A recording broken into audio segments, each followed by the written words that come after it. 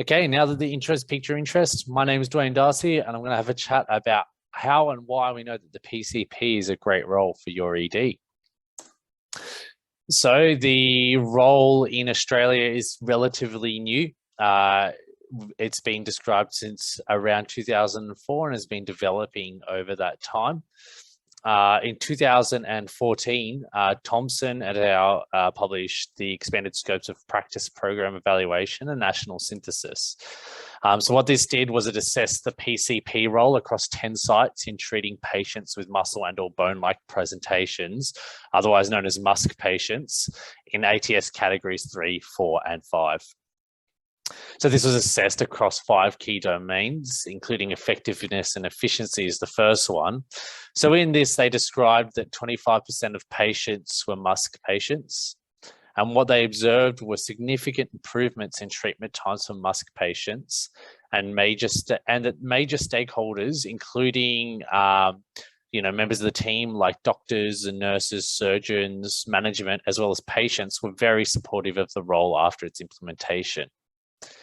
If we have a look at this figure here, we can see what was observed as far as the treatment time reduction in the MUSC patients. So in the blue, we can see the treatment time by physiotherapists, and in the red, we can see the treatment time by non-physiotherapist team members. And across all 10 sites, there's a significant reduction in treatment time. And this was associated with no further incidents or increased risk of adverse events. Other domains include workforce capacity and skills development, leadership and sustainability, workforce planning, and workforce policy funding and regulation. The study stated that the model that has been introduced does equip physiotherapists with the skills and experience required to complete this PCP role in an emergency department. So practicalities, how is it going to look in your hospital? Well, in the resus model of care, a PCP may be a member of the CPR team if sufficiently experienced. In the acute model of care, a PCP can provide casting and plastering.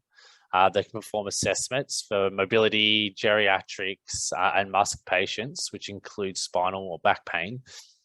And then PCPs can aid in the treatment of fracture and cardiorespiratory complications through the casting, further advice, as well as chest physiotherapy.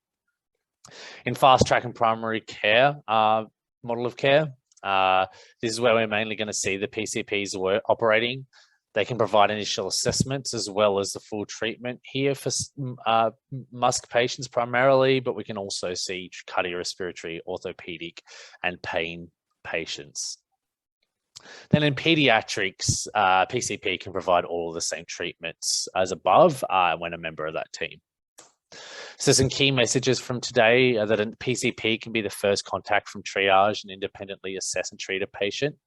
ED PCPs can improve the outcomes in lengths of stay and wait time alongside a high patient satisfaction with no increase in error outcomes. And an ED PCP have a role to play in all models of care with their best use in the ATS categories 4 and 5. Here are the references, and thanks for listening, guys.